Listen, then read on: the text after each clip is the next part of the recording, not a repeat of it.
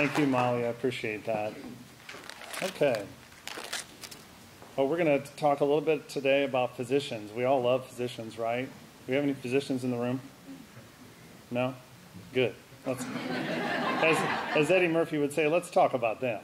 So, just to kind of start out, we want to talk about ourselves just for a second. Fred? So, Randy gave me the task of introducing my boss. Yeah, that always goes well. So, since he is directly responsible for my increase, Randy's been the president of McDaniels Marketing since 1989. Little known facts, he is able to leap small buildings in a single bound, and he knows almost every Jim Carrey line ever recorded. Please test him on this later. And Fred, digital marketing specialist for quite a while now. He's joined us in 2014. I can't believe it's been that long. He's worked in the internet since about 2000, and he has more G.I. Joe action figures than you do. And I know he definitely has more than I do. He's so big in the toy industry, they literally send him product to review on his blog. So if you have any questions about nerdy toys, right there. Okay? So where are these guys from? Our agency was founded in 1966, so we're 50 years old this year. We're really excited about that. Haven't done anything with it, though. We've been too busy. But we do have a logo, and we're going to be putting some stuff out. Started the healthcare marketing group in mid-'90s, about the time when things really started cooking on that. Interactive in 1998, so we got in early. And then we started introducing some of our other services in 2010, such as SEO and SEM and so forth. Fred. So, this is my shameless social media plug, and this is actually going to come into play later in the presentation. You guys all have smartphones with you today, and I'm willing to bet you all have Facebook installed on it. I'm going to ask you, you can unfollow us later if you want. Take out your smartphones right now. Go to McDaniels Marketing. We're the one with the little orange icon, and give us a like. It's going to tie into something we're going to do later. Also, we're just kind of interesting. We do some fun things with our Facebook feed, just general industry information, an occasional Star Wars video that may or may not have gone up earlier in the month. And we try to stay abreast of a lot of trends and things. So we invite discussion. So again, Facebook, go to McDaniels Marketing and give us a like. And then leave your Facebook app on, leave your phone out, because hopefully you'll get a notification a little later in the presentation. All right, our topics for today, we're going to discuss the trends in physician marketing. So that includes traditional and digital media. And we're going to try to help you gain an understanding of how to use digital media, of course, to build that client base for the new and existing physicians. And I'm actually going to interject. There's something we forgot to mention. Yeah. Before this presentation, there was a series of handouts that were passed out to everybody here with a lot of pictures on it. So that's a little quiz we're doing just to sort of liven things up. At the end of our presentation, or after lunch, if you guys want, I'm sitting in the back corner back there. Turn in your form. What we're looking for is the name of the doctor shown in each picture. If you can't give me that, give me the name of what it's from, or the actor who plays it for half credit. And the reason why we're doing that is we have, because everybody loves coffee, a Starbucks card that whoever gets the highest score is going to leave with today. So on that form also, if you can put your name and an email address and a phone number as well, we really appreciate it. So thanks, and back to you, Randy. Okay. So what are some of the challenges in physician marketing? Well, physicians certainly are not like peaches and cream. They're always looking for the next best opportunity. I think that's our biggest challenge right now in rural and community hospitals is that they do, too, sign up for interview every day, look for new opportunities every day, even interview while you already took the position and maybe not show up. I mean, I've heard every story known to man about physicians and what's going on, especially in the rural level, but even in the cities.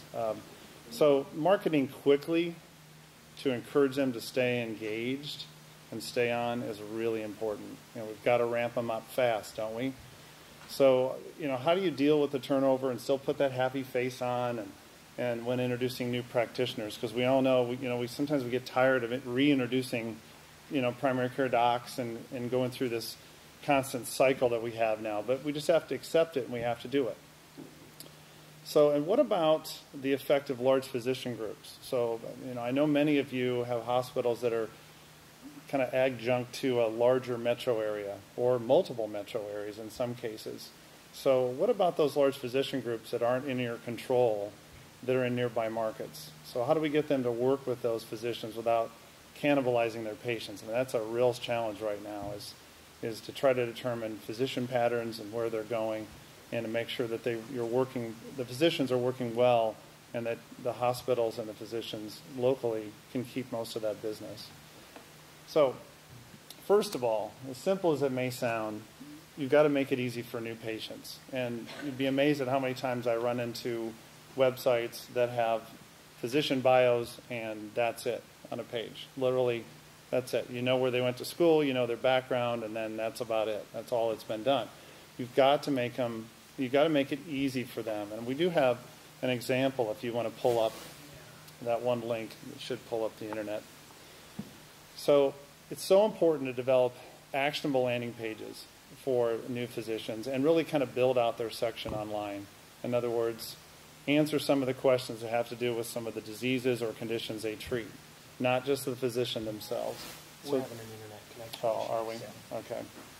We can show that later if we get it to work. Internet links and web presentations never work for me. Isn't that true? So you got to ask yourself: are these pages easily found by search engines? And some of you might have heard us talk about Hummingbird, the algorithm for Google. You might have heard our talk on that before. What that has to do with is semantic search. And so what Google looks for is keywords based on the answers to people's questions. So they're not necessarily just looking for physician name, but it's helping to solve problems for patients that are looking for second opinions and solutions to their problems. So it's really important to make sure that these pages are easily found by search engines. And is there a form or an email set up to request an appointment right on the page? Not on a separate spot, but right on the page. Make it very easy for them. And are there maybe some sub-pages within that section also to help patients understand some of the services that physician or that practice offers? And is there one centralized phone number to call? Even that makes it easier for referring physicians. Is make it easy for people to set an appointment. I know that sounds like so rudimentary, but I cannot believe how hard it is sometimes when, especially health systems and hospitals have all these different practices and they're not conjoined at the hip. It's not easy to make that one phone call. And I know it's not easy to set that up either, I get it. But if you can achieve that, it makes a big difference. And then also, and most importantly, what are other physicians and staff in your network thinking? What's their mindset regarding this new physician that's coming on board? Are they going to embrace their presence and encourage referrals, network with them, help them in any way possible? Are they going to resist and push back?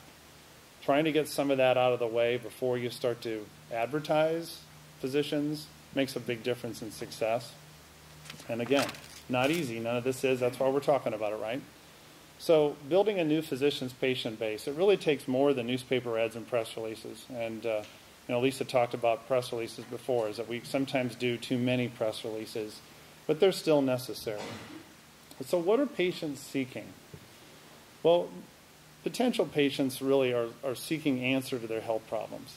Let's face it. I mean, that's the whole idea, is that they're looking for answers. They're not looking for books. So in this case, they're not looking for Dr. Mercola, who's written a book. Although the fact that physicians have been published doesn't hurt, but it's certainly not what you necessarily want to lead with. So they're seeking physicians who are listening. Okay, that they ask questions and they solve problems. So this kind of relates to what I was saying about web content, is asking questions like, what is hypertension? What are the signs of colon cancer? How often should I have a breast cancer screening? Meshing some of those type of questions within a physician's web pages or microsite is really critical, rather than just the physician directory bare minimum, which we all see a lot in healthcare marketing. So you get the bare minimum. You search for the physician type, you get the physician bio, you get a phone number, you get an address, and that's all you get. It's building out that content deeper that relates to that physician, especially like gastro physicians and cardiologists. Primary care can still be done because we all know some very key things that primary care docs dealing with all the time. Diabetes being huge, right? So that's pretty easy to do a diabetes page that might link back to all your primary care docs and how they treat and manage diabetes and who's the diabetes support educator, all those type of things. Try to merge a lot of that content in. And rather than keeping hospital over here and physicians over here, right, trying to get more of that content there so the answers are already there when, especially if they're using a search engine, when they find that physician name in that landing page, they also see, okay, this physician spends a lot of time on diabetes. That's good because my mom has that problem or I have that problem. So, and again, if we can get the link to work, I'll show you a good example of that here in a minute. So I apologize for that. Okay. So again, giving them what they want, Hummingbird optimization of landing pages, Q&A format, and to be visible. So think about Google AdWords. Consider that. Now, how many people in the room are currently using Google AdWords to market physicians? About 3. I knew that was going to be low. A lot of rural hospitals, community hospitals, are not really embracing Google yet. They're embracing Facebook. It's okay to embrace Google. It can work. It seems like a big monster that you don't think you can compete in that arena, but you can, and it does definitely work. Works really well when people are seeking second opinions. Second opinions are huge on Google. So say they've been referred initially to a physician, but they've got some questions. They might Google their condition, and that's where you want to show up. You want that physician name, whether it be a search ad or a display ad, you want that to show up when they're searching for those other solutions they might want to look at. So we'll be covering more about Google here in a minute. The other thing is catch the patient's attention. We need to be creative with our ads, okay? But maybe not this creative. Although I love the Dr. X ad. So when you start searching for this through Google Images and find all this old stuff, it's a lot of fun. So Fred's going to talk a little bit about media usage. This is really interesting. He's got some good data on trends with urban versus rural in media usage. Fred? So, we know that basically the media landscape is changing. We talked about that last year. And a lot of it's been changed by this little device right here that everybody carries with them that is now, their right arm in their daily life. It's what people go to search for information on. They go to make phone calls. It's kind of become their communications hub. And so what I looked at is I wanted to find where are people finding their information. And this was from a Pew Research study that looked at small town and rural residents compared to large city suburbs. And I have this broken out a little easier. This is just kind of up to give you a broad example. But what's interesting about it is, again, small town and rural residents are still likely to stick with traditional media, but they're not exclusive to it. And I broke it down here a little bit. So the blue on each of these charts for small city and for rural represents traditional only. So there's your newspaper, your radio, your local TV, your phone books. What the red is your traditional and online. So people that are using those, but they're also using the internet as a source now. The internet is now part of their daily routine. And then you get into the green. Now this is traditional, online, and mobile. And if you notice, if you add up everything that traditional is still a part of, it's still huge. But traditional by itself is not the largest slice. And so when you're trying to reach people in rural and small town areas, you want to be visible. You want to be where the consumers are. But at the same time, you want to avoid that trap of, well, everybody's going digital these days, so I'm going to cut all my traditional. Or I'm in a small town. We're a small town. We're not really using online and that, and sort of cut that out. You want to find a balanced approach to all of this. And again, the reason I like Pew Research is not really tied to a media company. They are independent. So this was actually a pretty interesting stat. The other color brackets represent online and mobile only. Look how tiny that little purple slice is in each. And then the last one is people who have no source of local information. That's a little larger than I thought it would be. So the next slide here, and this is social media adoption by the U.S. population. So, and it's unfortunate that the rural line is kind of harder to see, but I'll highlight this. So you've got it broken down into urban, suburban, and rural. And if you notice, yeah, there was a bit of a gap here, but rural social media adoption has kept pace with the rest of it. It's part of our culture. It hasn't really, lagged way behind. In fact, in this last slide, where urban flatlined, rural is almost catching up to it. You're looking at almost a 60% penetration in rural markets of people who are deeming themselves active social media users. To throw another little data point on there, because I can never have enough data. I was reading a ComScore study recently that said, 1 in 5 minutes spent on the internet, period, anymore, is spent on social media.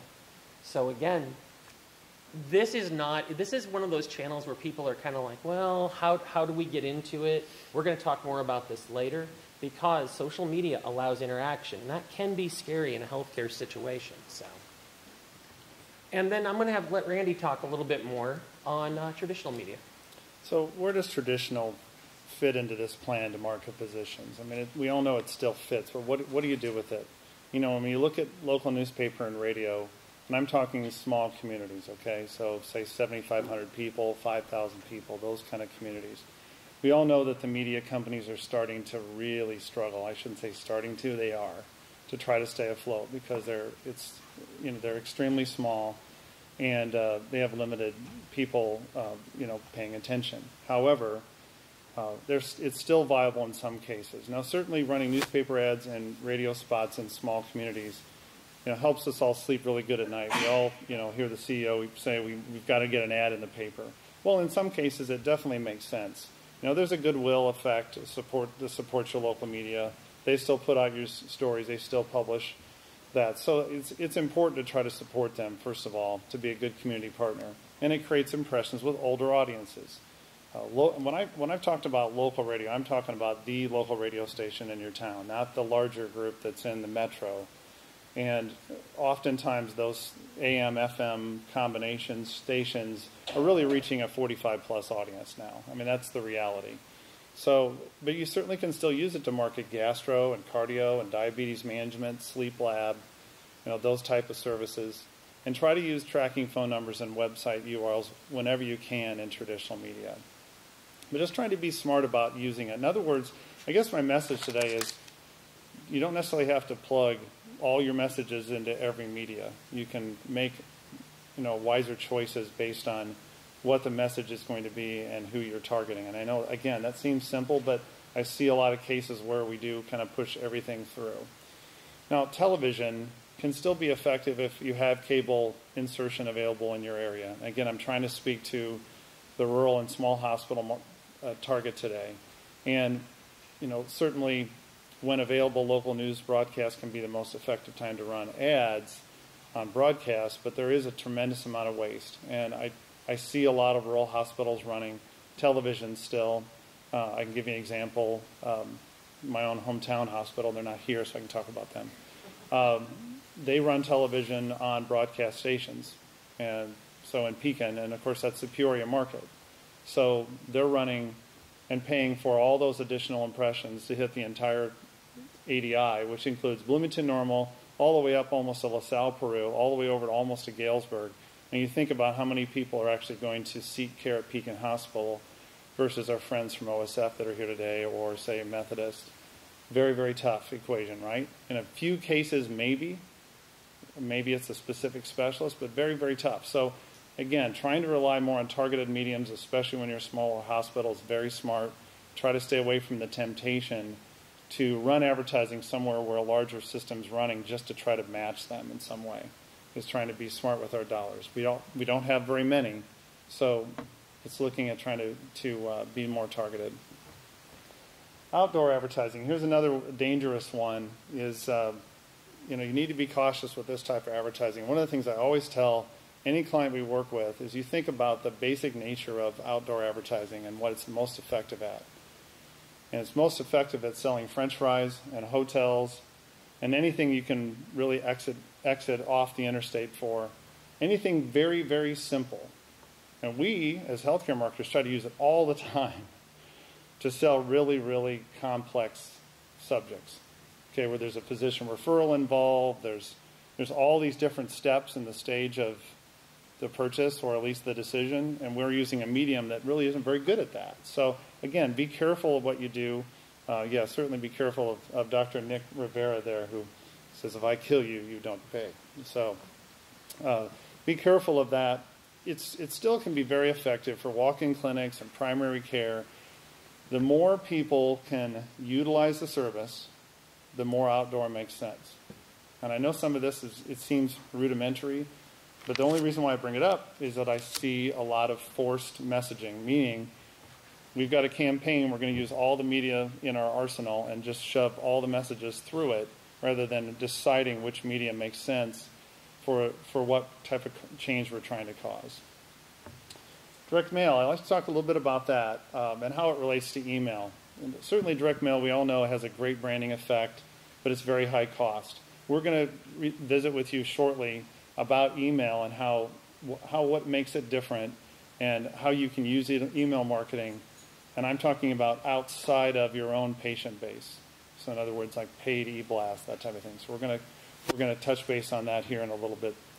And other than that, I'm going to kind of turn it over to Fred here on digital media, and he's going to take you through a few slides on how digital media can mix with this traditional media and when it makes sense. Fred? All right, so you're stuck with me for a little bit now, and apparently my fading voice. So basically, how can you leverage digital media and digital marketing to connect with patients, especially in a rural environment? Well, there's a couple of different ways you can use it. I'm a big advocate, and we talked about earlier about social media, which does present its own challenges. There's also search advertising, and there's online video, and we're going to break down each of this. But with social media, there's actually two parts of it. There's content, which is the viral, the content that you're putting out. Maybe it's a blog, share, things like that. You don't pay anything for this. This is what you're broadcasting out to your current follower base. And then you have paid ads, and that's the pay-to-play component. That's where you're getting your message out beyond people who follow you. So one of the reasons people ask is, why social media? I mean, isn't that where people are going and they're sharing cat videos and pictures of their kids' soccer tournaments?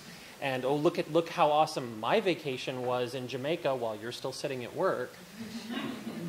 But it's more than that. I mean, if you think about that, all of that content, that's where your potential patients are. This is where they are going. My better half, it's a great example. She's not a news watcher anymore. Facebook has become her content aggregator. So for her, she follows all these different channels and shows and, businesses and that. And then she can literally, on her news feed, see the content that's only relevant to her. And that's what has happened with this. And as like we said, approximately 60% of rural and suburban adults are on social media anymore. So it's a great chance to be where your customers are. The other thing is that social media is all about a discussion, and that's the way media has really trended anymore. It's not the days so much of, you put the ad out, and then it's kind of fire and forget. The ad's there. People can't really, if they comment on it, that takes place, there's no involvement in it. That takes place in their home. If an ad or a post is up, people comment on it. They share it, and there's a discussion. And so this is your chance to be part of that discussion.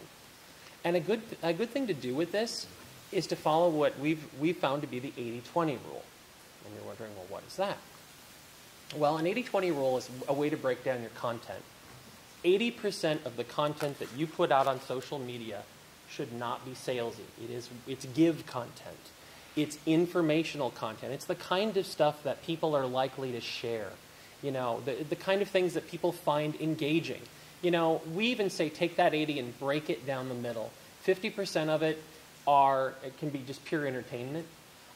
Some of it can be a poll or an image where you talk about something and then you ask people to put their own experiences back. You're inviting conversation. And you're engaging them through questions in that respect. 30% of it becomes things like useful information. We've got one of our doctors wrote a new blog. We're going to put his blog post up. That's useful information.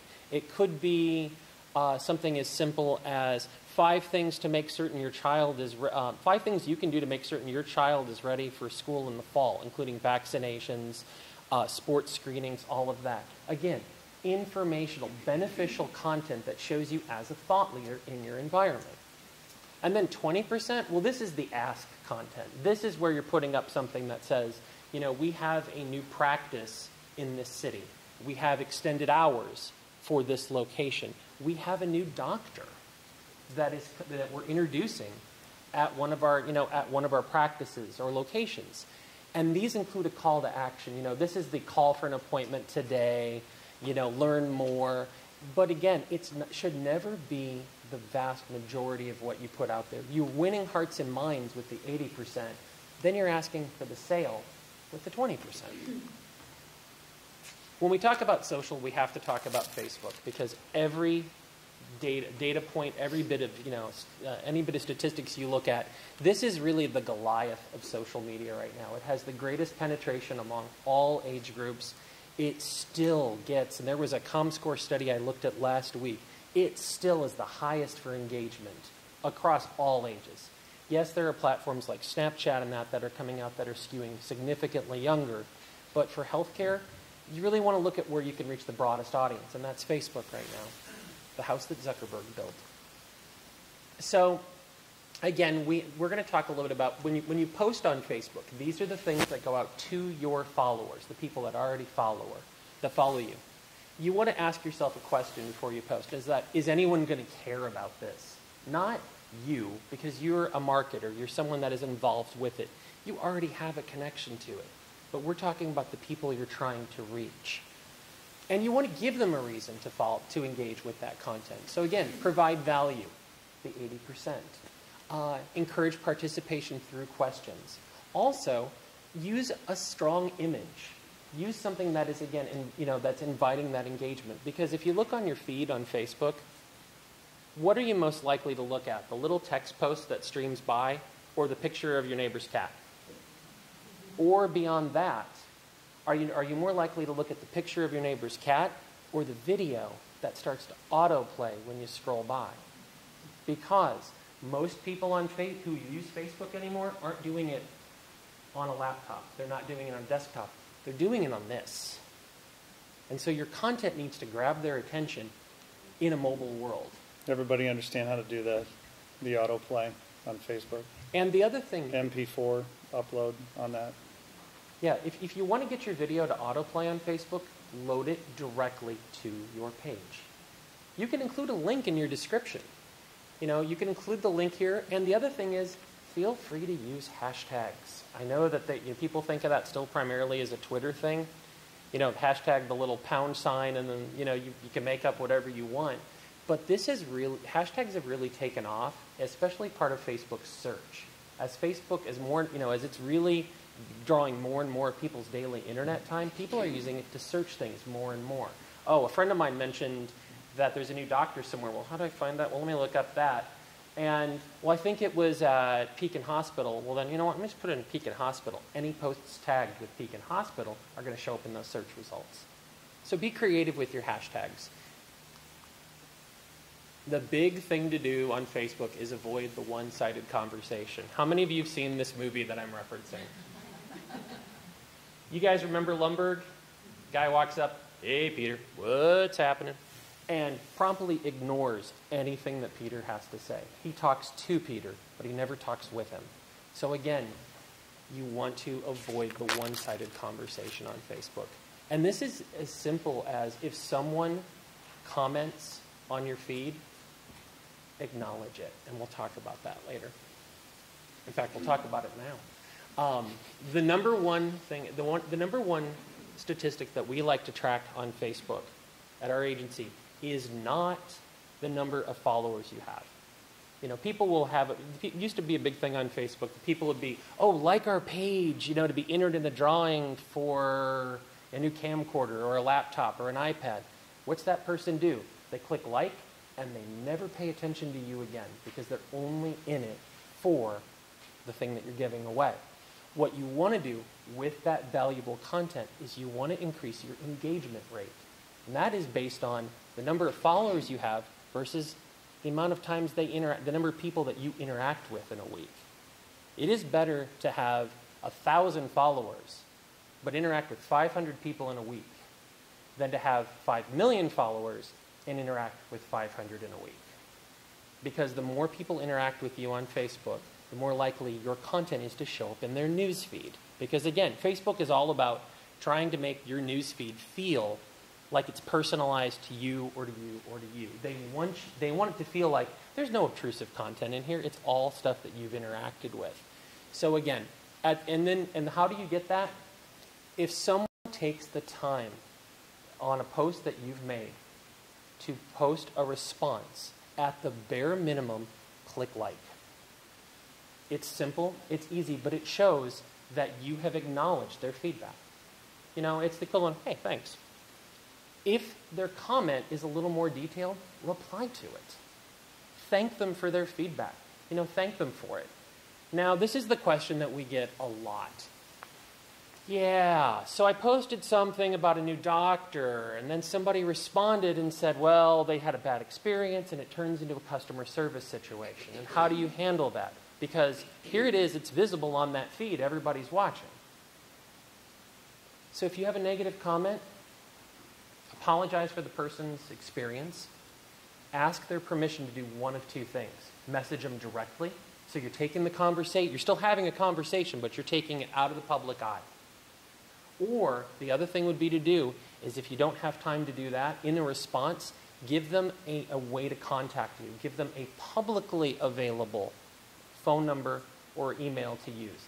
The reason I added publicly, oh, you know, I'll just give them my cell phone really quick. You've just broadcast your cell phone number out to everyone who is following that discussion. Which means anyone that has an axe to grind about anything related to that is going to see that, and they're not going to realize that's your personal number. They're going to go, that's my direct hotline to someone there, and they're going to call you at all hours. The whole point is that you are still having a conversation.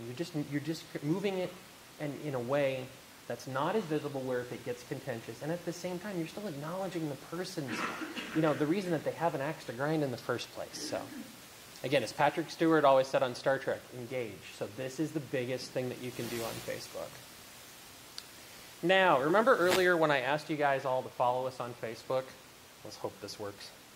This is something new that Facebook launched this past year. And I'm going to talk, instead of talking to you guys about it, I'm going to talk to you guys through your phones. So pull out your phones.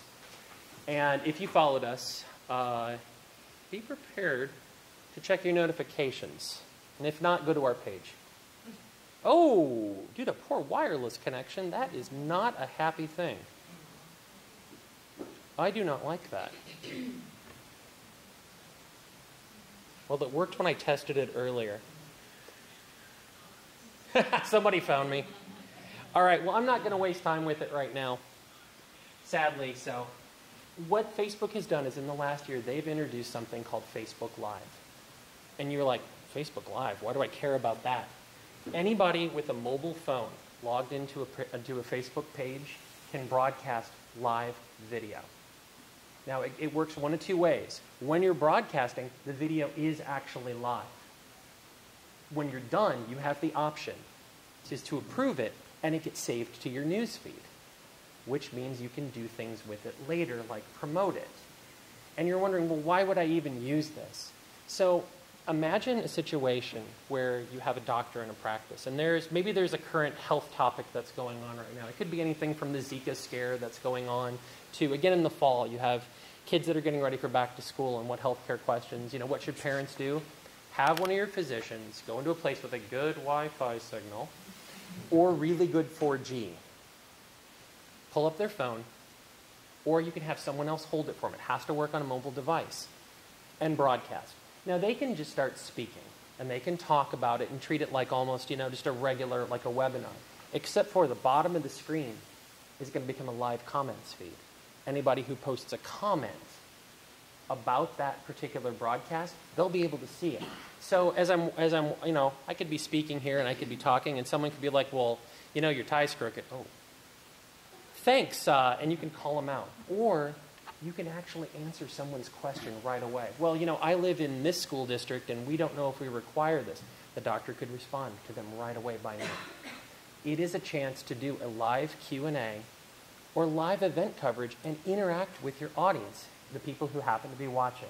Had this worked, I'm really bummed it didn't, anybody who follows your page gets a notification on their phone that says, it would have said today, McDaniels Marketing is live now. Do you wish to view? You click that, you jump straight to the video. You are at the moment that is currently in that presentation. So if it's already been going for a minute, you jump in a minute. But when it's done, you can go back on the page and watch the whole thing. So since it didn't work, I would invite anyone to go back to our Facebook page and check out. I've done a couple of these impromptu before. But again, these can be used to promote anything from physician blogs to seminars to live event coverage. Yes? I have one question, or maybe one not sure. I have a couple of things that I follow that have done the live, Yes. the live feed. I actually have my Facebook set to where I don't have videos playing immediately, like when you open. Yes. Because obviously, they have it set so that you, like as soon as the video comes up and you scroll past it, it starts playing to catch your attention. Yes. Great idea as far as marketing goes. But it Bad on drains the batteries. battery and everything else. So I've turned that off on mine. So then when you go to that post, you Right. click the arrow to play. You have to actually play the Yes. Yeah. And then that's, but it and works. then you're live, and then you go to the live stuff. Right. Yes, Right. exactly. But It, that's one thing that you have to, like, you know, think about if you're going to do the live feed, if you want your viewers to set. I'm sure. but you know, it's only one extra step. It's a lot Right. easier than if you tried to do like a Google You Hangout. still get the notifications that something Yes. is up live. Yes. So I can go watch the live part of Well, just think about how many, like say 35, maybe 45 plus people that have no idea how to even turn that off. So, Or my so it's 86-year-old okay. mother. Most people are just, they're just going to use Facebook the way it is. They're not going to reset anything. So people like me. So, but I do want to emphasize with that is that is real. It's really exciting what they put out. And when you think about how you can connect people instantaneously with a physician, for example, and talk about, say, screenings, different opportunities that they can convey new treatments for a disease or, dealing with an injury or whatever have you. But it's really a way to replace those old Ask the Physician TV shows we see that hardly anybody ever responds to anymore. We try to do those, and do a poll, and you've got like 2 people responding because they're on the syndicated channel. So it's kind of fun to look at this where you're really broadcasting it out to people that care. They've liked your page, so they actually will pay attention and comment in. So. And we are now live from the it's working. Ishimper Spring Conference. Yes. So it does actually work. That Facebook Live can be used. And if anybody wants to ask me a question right now through Facebook, feel free. Because I'm just going to keep doing my presentation. So we're going to talk about paid advertising for Facebook. And in paid advertising, the reason this works so well. Ooh, echo. Someone found me. But am I behind then? That's the lag in the network. So I would see it after a few moments. Yeah, I'm going to stop here. It's if you're in the same room, you can get that little bit of a lag. But think about it as far as if I were somewhere else and you posted a comment, I would just be like, oh, there it is. So again, the reason why Facebook paid advertising is so useful, think about this for a second. Think about the type of things people talk about on Facebook. It has become the single largest voluntary submitted collection of demographics civilization has ever known. Kind of scary. People are saying where they are, what they're doing, who they're with, what they're eating, what they're buying, what they're interested in. All of this is available to advertisers. Now, Facebook is never going to say, well, if I want to know people in my area who like Dr. Phil, I feel sorry for those people, but it's never going to give you a list of names. But it allows you to target individuals based on their location, their interests, their age, their demographics, their education, their job title, and you can serve ads, feed ads to them only to those individuals. You could target an ad so that I would see it, but Randy wouldn't. Maybe I'm a soccer player and you have a new sports medicine person. And Randy is more of he's not a player right now, he's more of a football fan. You could target people who play soccer. I'm more likely to use a sports medicine doctor for injuries than Randy might be at this point, even though he's way more active than I am. Yeah.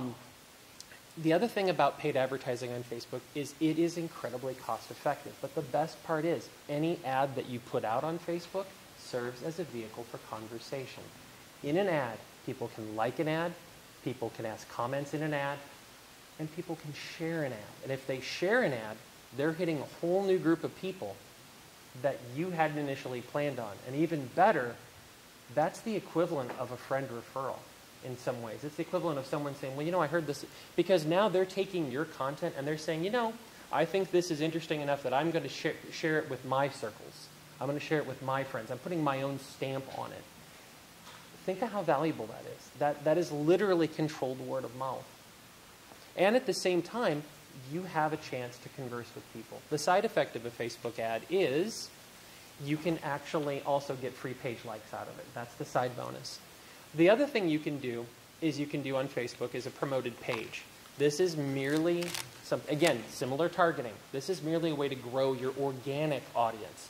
So say you've currently got 800 followers on your practice's Facebook page. You want to get that number up to 1,000. You want to reach more people organically with your blog posts and things like that. You can target people again, and you can run this as a promoted page. People see it on their feeds, and it says, oh, we think you would like this. You don't pay unless they click on it. You can actually do it on an impressions basis. I don't recommend it. I say really keep it to page likes. This is an example we ran for IVCH. It ran for 7 days. It reached 3,200 people. So 3,200 people were exposed to IVCH that may not have been exposed to them before. And it got them 54 new page likes. At the same time, 3,200 people are now aware of of your page. So, and then, as I talked about earlier, this is what a feed ad looks like. These are those ads that we talked about using the paid advertising. These show up in your news feed. What I recommend you use feed ads for, these are your 20, remember the 80-20 rule that I talked about like a million years ago? This is the 20%. This is where we have a new doctor, so we're going to do an introducing Dr. Smith, or in this case, Dr. Quinn, to our, to audiences. Dr. Quinn is now seeing pediatric patients in this community.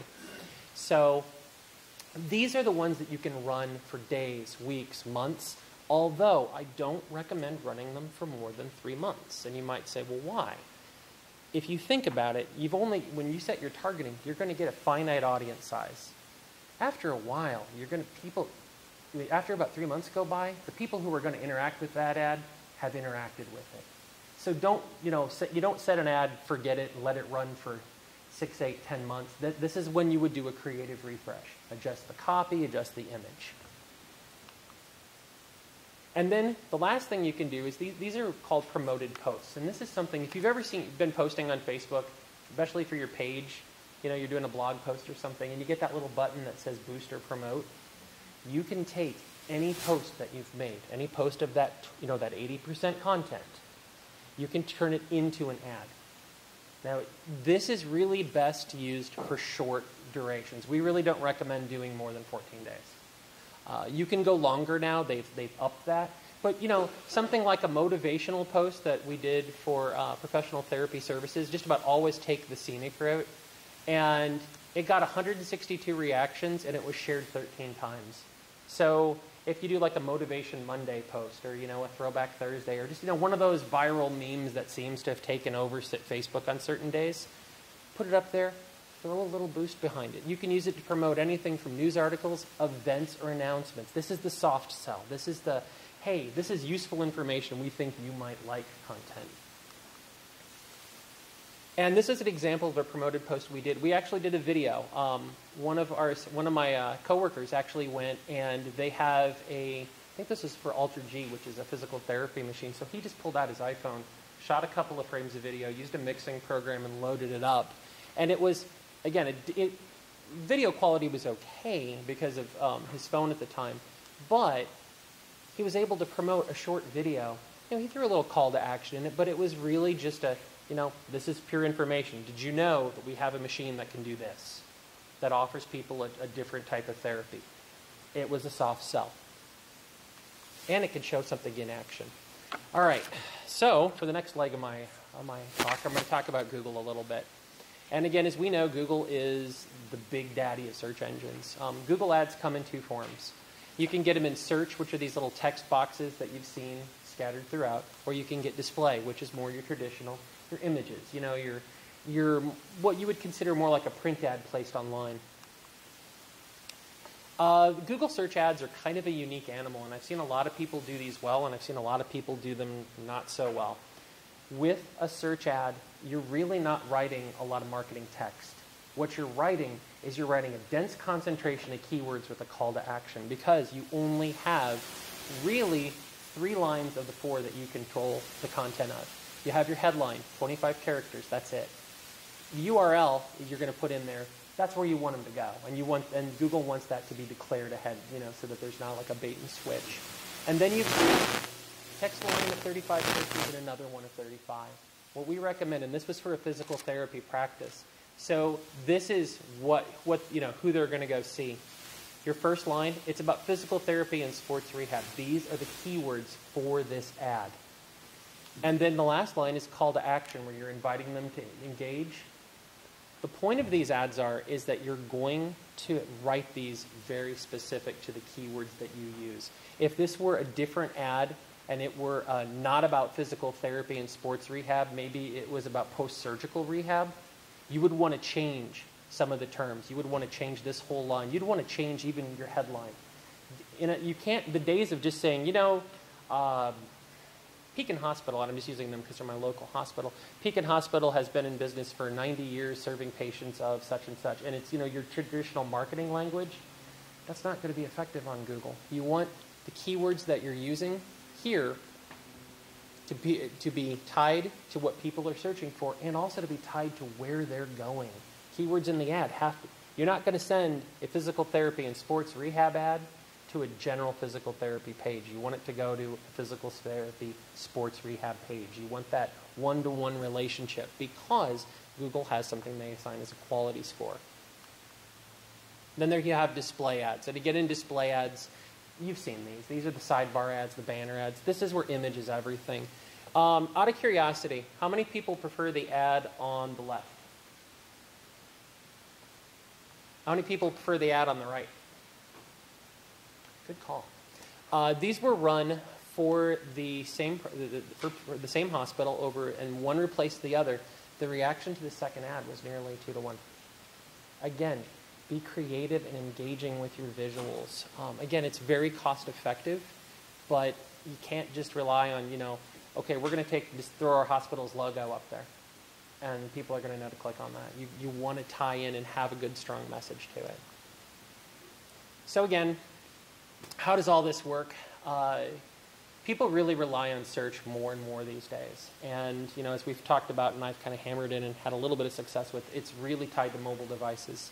What we found in looking at data is that 8 out of 10 online health inquiries now start at a search engine level. So people, as Randy said earlier, they are searching for their conditions. We're carrying search engines with us at all times.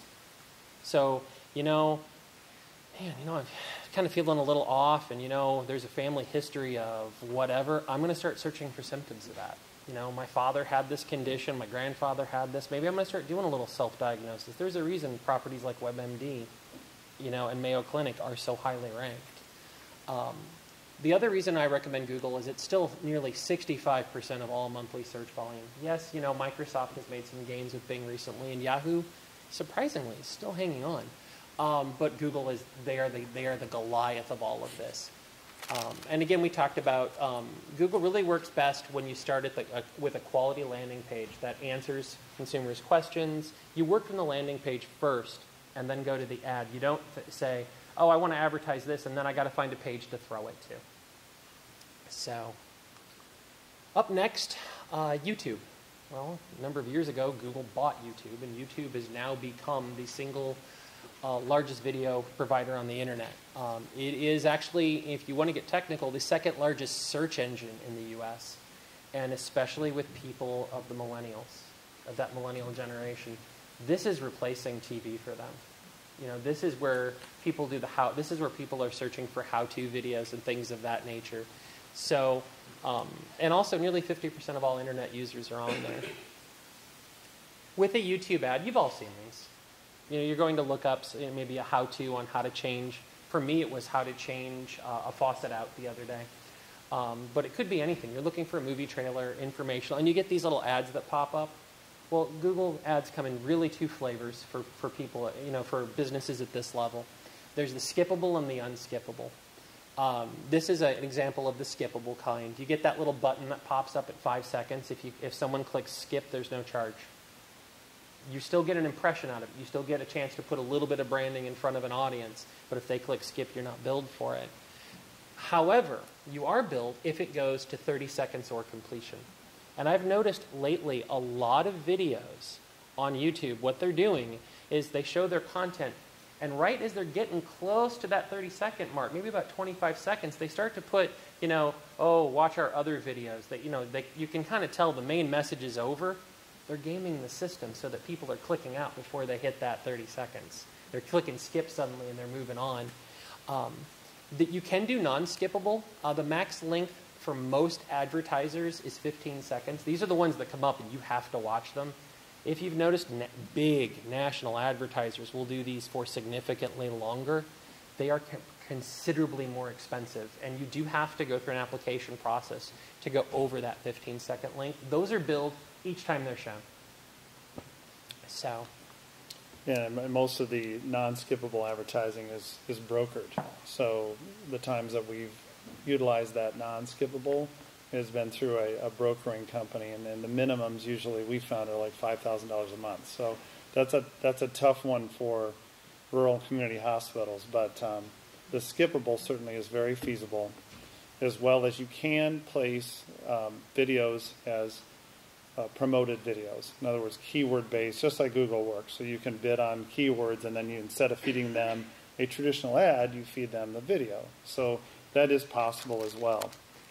And just for an example, for Gene's Hospital, IVCH, they had an opportunity to work together with Perry as well, with Brenda there, as a cooperative effort on OB. And I'm not going to play this video for the sake of time, but what we did is we promoted it as an ad. So we placed it on YouTube. Instead of doing television, we knew there was an extremely finite audience of women that would be interested in OB/GYN in that marketplace. And it was primarily targeted to the Princeton market because they were introducing new physician coverage for that hospital to provide OB/GYN services.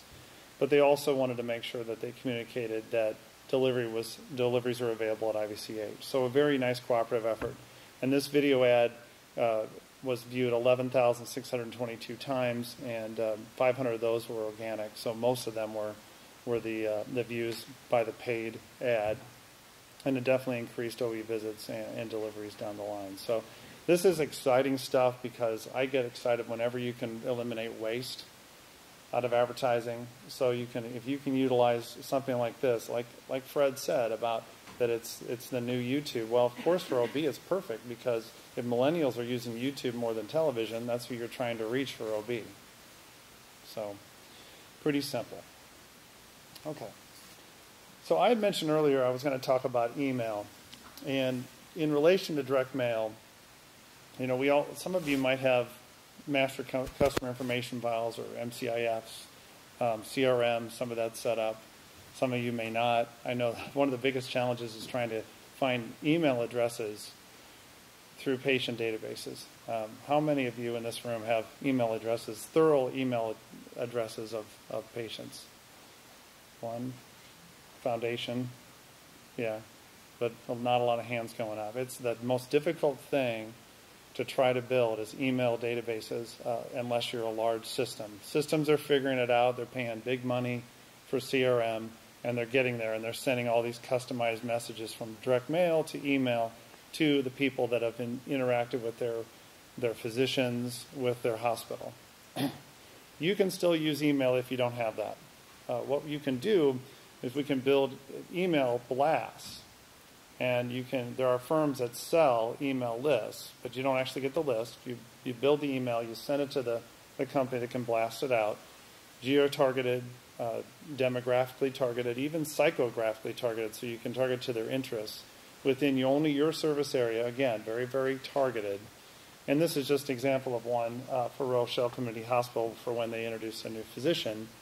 And it was a blast of about 13,800 people in their service area, selected by their interests and demographics. And it only cost $400 to send that out. Now, we all know that it won't cost $400 to send out 13,846 mailers. Now, is it the same kind of response? Actually, it's pretty interesting. It kind of is. When you send a blast out there like that, you'll usually get about 10% people that'll open it. If I had the report, I could show you that. Probably about 1,300 to 2,000 opens. And then again, it just comes right back down to about another 10% that have clicked. So that relates into a 1% response, which is the average of direct mail. But this is direct mail without all the expense. And it's mobilized. So you're going to get the e-blast right into your phone so people can react with it. If they're really in the market for a new physician, they can interact immediately. They can click right in and ask for an appointment, where we all know direct mail is a little slower. They got to go get a phone out, or they got to get on the desktop website or whatever and respond. So again, very exciting, very affordable things that we wanted to share today that gives you an idea to really better target for when you're introducing physicians or even marketing physicians that really need just more business. They're just not fully busy enough to where they need to be. Okay, just to continue on, we've got a few more case studies that we're going to go through in the time we have available, probably about 15 minutes, I think. Just to continue on with the Rochelle work that we were just showing, you want to go ahead and click on the next slide. So Rochelle Community Hospital, Janet knows this story really well. They were introducing two new family practice physicians. Again, have experienced some physician turnover through the years, so dealing with a little bit of the pushback on that. But we're very excited to land these two new physicians, and they introduced them last summer. So both starting just a few weeks apart. And again, the tactics were mixed. So we utilized local newspaper, we used the hospital newsletter, we used a little bit of direct mail mixed in to reach out to the older audiences that were being served by the prior physicians. And then we mixed in radio, online, Facebook, Google, and then those e-blasts that I showed you. So the campaign timing, if you want to go to the next slide, was in early July, and then we ran this campaign for about 6 months, ending about January 2016. And it had a varied campaign schedule. So you can see that by this table, the nice thing about having the online component right in the center, which is the green, is that it gives you that continuous coverage all the time, every single day, almost 24/7 on Facebook and Google. And we run Google ads specifically for these physicians, bidding on terms like primary care, family practice, but even some other words, like I said earlier, like diabetes, so we can hit on some of the disease modeling that's out there to make sure that those physicians are showing up in those searches. So it was a phased-in strategy over about 6 months, and if you go to the results slide, you'll have an idea of kind of how it works. So you see that we had that initial boost when they first started. It ramped up over only a 3-month time period, and then kind of leveled off nicely. So in other words, we gave them a nice big jolt early to kind of give them confidence that this is going to go well. I'll stay here. This is great. I'm getting busy right away, and I'm seeing some new people that I really wanted to help, and that's why I took this job. That's kind of the whole idea, is that quick ramp up and then get them steady and not overwhelm them, of course, with patients. We don't want that either. So we're very pleased with how that went. So if you look at the next slide, you'll kind of see some of the numbers. Average patients per month, Dr. Goyle had 185, Dr. Ritter 203, and some of their highest months are in that 200 to 300 patient range. And this is purely family medicine. Another case study that I'd like to share is a campaign for IVCH, Illinois Valley Community Health Center, or medical group, I should say. And they introduced a physician. His name was Dr. Brandon Musgrave, and he's an ENT specialist. And he provides a lot of innovative services. Some of the services like balloon sinus dilation that really make a difference in people's lives. And for him, we did use some traditional media, newspaper, radio, but we also used Facebook and some of the other digital media. And this next slide will show you some of the examples of some of the messaging. Anywhere from just a simple Facebook ad to introduce him to more symptom-related advertising. So in other words, like allergy relief, or getting your ears, nose, and throats in tip-top shape for kids for back to school. And then that ad to the left actually is a print ad that was promoting sinus problems specifically for that sinus dilation procedure that he offers. And we even reached out to some secondary markets with that because there really were no physicians within a certain mile radius that were offering that. So a very successful campaign. And thank you, Gene, for this quote that you gave me recently, that he states that in 3 years, Dr. Musgrave has been at IVCH, that his patient volumes have increased so much to the point where they had to hire a PA to handle the routine ENT cases so that he could concentrate on patients with more complex situations. So that becomes, if he can do more complex cases, then of course he can do more surgery. Okay, so that's the goal with ENT physicians, of course, is you want to get them busy in surgery, not just for the sake of making money, but also for helping people. So when you look at this, is like the perfect storm. So we introduced him, we got him busy with regular, more routine visits, so busy that he needed a PA. So then the PA relieves the pressure a little bit on the regular visits.